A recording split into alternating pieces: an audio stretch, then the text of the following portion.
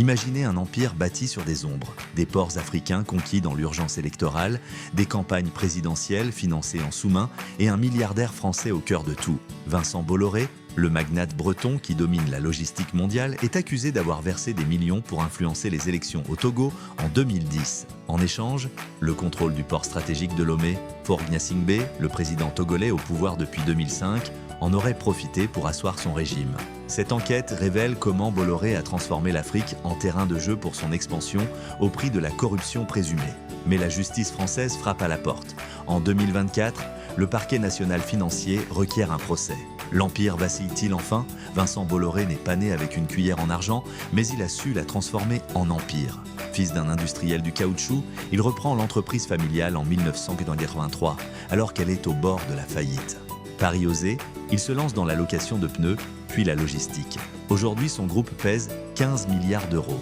Mais derrière cette success story, des connexions africaines troubles se dessinent. Dès les années 2000, Bolloré cible l'Afrique francophone, acquérant des concessions portuaires au Cameroun, en Côte d'Ivoire et surtout au Togo. Ces ports ne sont pas que des quais. Ce sont des portes d'entrée pour une influence en quête de nouveaux relais. Et Bolloré, en bon stratège, sait que l'argent seul ne suffit pas.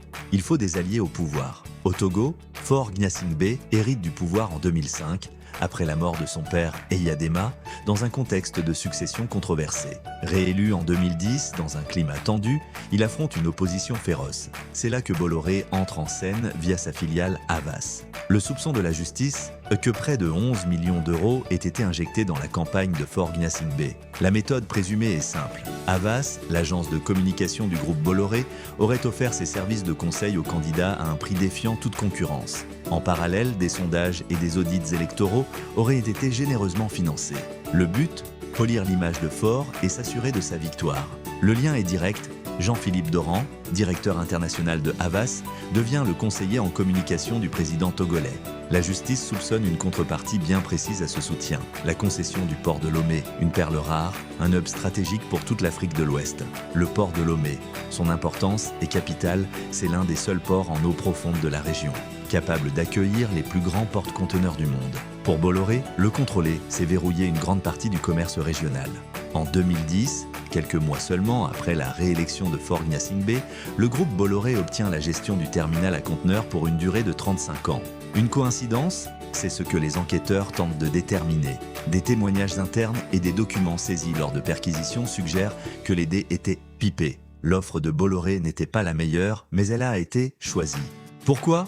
Les juges d'instruction pointent un pacte de corruption où les services de communication auraient été une monnaie d'échange pour l'obtention de ce contrat juteux. Les avocats de Bolloré, eux, parlent de prestations légales et d'un appel d'offres transparent. Mais les doutes persistent. L'affaire ne s'arrête pas au Togo. Les enquêteurs découvrent un système qui se serait répété ailleurs. En Guinée, un schéma similaire est suspecté. En 2010, le groupe Bolloré aurait soutenu la campagne d'Alpha Condé, qui, une fois élu président, aurait résilié la concession du port de Conakry, détenu par un concurrent, pour l'attribuer à Bolloré. Là encore, Havas est au cœur du dispositif. Le modus operandi semble clair, offrir des services de communication à bas coût à des candidats prometteurs pour ensuite récolter les fruits économiques de leur victoire.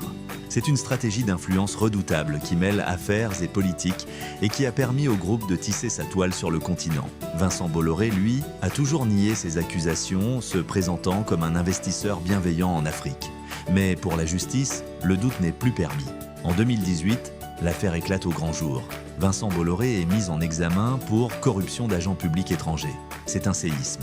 Le milliardaire tente alors une manœuvre inédite, une convention judiciaire d'intérêt public, la CJ.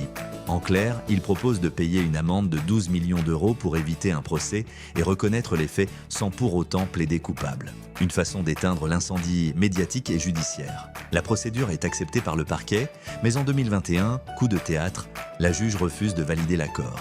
Elle estime que les faits sont trop graves pour être soldés par une simple amende. Pour elle, un procès public était nécessaire pour faire toute la lumière sur ce qui est qualifié de pillage des ressources africaines. C'est un revers majeur pour Bolloré et sa défense. L'affaire est relancée. Le 29 février 2024, le parquet national financier prend une décision historique. Il requiert un procès en correctionnel contre Vincent Bolloré et 2 de ses proches collaborateurs. C'est l'aboutissement de plus de 10 ans d'enquête. Si les juges d'instruction suivent cette réquisition, le puissant homme d'affaires devra s'expliquer devant un tribunal.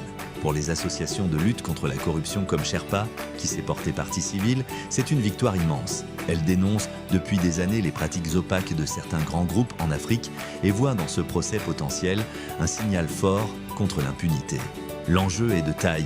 Il s'agit de déterminer si un empire économique a pu se construire en interférant dans la vie démocratique d'États souverains. Ce procès, s'il a lieu, pourrait marquer un tournant. Il mettrait en lumière les zones d'ombre de la France-Afrique, ce système de réseaux d'influence post-coloniaux où les intérêts économiques et politiques français se sont longtemps entremêlés. L'affaire Bolloré est symptomatique d'une époque où des multinationales pouvaient, semble-t-il, faire et défaire des carrières politiques en Afrique pour servir leurs propres intérêts. Mais aujourd'hui, la justice et la société civile demandent des comptes. La jeunesse africaine, de plus en plus connectée et informée, aspire à plus de transparence et rejette ces ingérences d'un autre temps. Quel que soit le verdict, cette affaire aura déjà changé la manière dont les affaires sont menées sur le continent. Alors, que retenir de cette saga judiciaire? D'un côté, un entrepreneur visionnaire qui a bâti un géant mondial de la logistique. De l'autre, un système opaque où les frontières entre business, communication et politique semblent s'effacer. L'affaire Bolloré est bien plus qu'un simple cas de corruption présumée.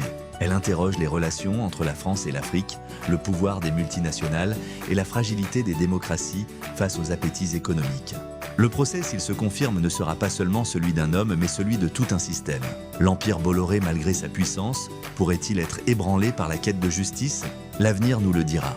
Merci d'avoir suivi cette enquête jusqu'au bout. Si ce sujet vous a intéressé et que vous voulez soutenir un journalisme indépendant et approfondi, n'hésitez pas à liker cette vidéo, à la partager et surtout à vous abonner pour ne manquer aucune de nos prochaines investigations. Votre soutien est essentiel pour nous permettre de continuer. À très bientôt.